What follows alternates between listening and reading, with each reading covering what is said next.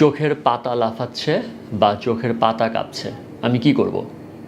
আসসালামু আলাইকুম, আমি doctor Ashraful Haque, consultant anterior segment surgeon, Bangladesh eye hospital এবং ইনস্টিটিউট থেকে বলছি।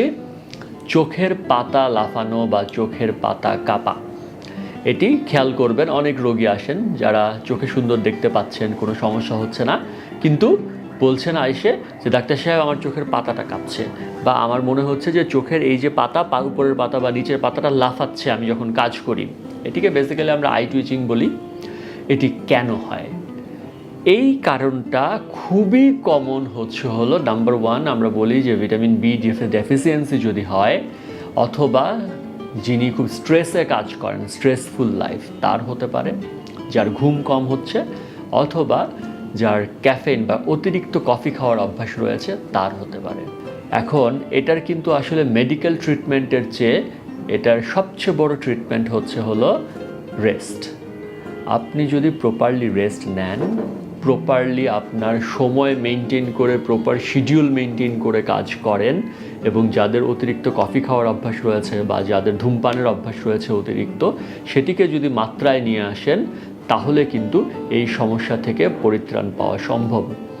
আর হলো যাদের আমি বলেছি যে ভিটামিনের অভাবে হয়, আমাদের কাছে অবশ্যই আসলে আমরা সেটা চেক করব। যদি ভিটামিনের অভাবে হয় তাহলে ভিটামিন সাপ্লিমেন্ট দিলেও সেটি ঠিক হয়ে যাবে।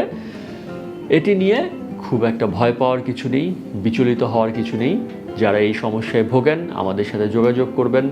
ডেফিনেটলি আপনার যদি চোখে অন্য কোনো রোগ না থাকে, অন্য কোনো সমস্যা না থাকে, এটির জন্য আপনার কার্যক্রমে বা দৈনন্দিন কাজে কোনো ব্যাঘাত ঘটবে না। শুধুমাত্র আপনার জীবনযাত্রা এবং একটি প্রপার শিডিউল বা প্রোগ্রামের মধ্যে নিয়ে আসলে, এবং কিছু অতিরিক্ত অভ্যাসকে আপনি নিয়ন্ত্রণ করতে পারেন, তাহলেই কিন্তু এই যে চোখের পাতা কাঁপা বা চোখের পাতা লাফানো, এই সমস্যাটি চলে যাবে। একটা কথা বলি, আমি কিন্তু বলেছি শুধু চোখের পাতা এবং চোখের এখানের অংশগুলো, যেটা হচ্ছে চোখের পাতা।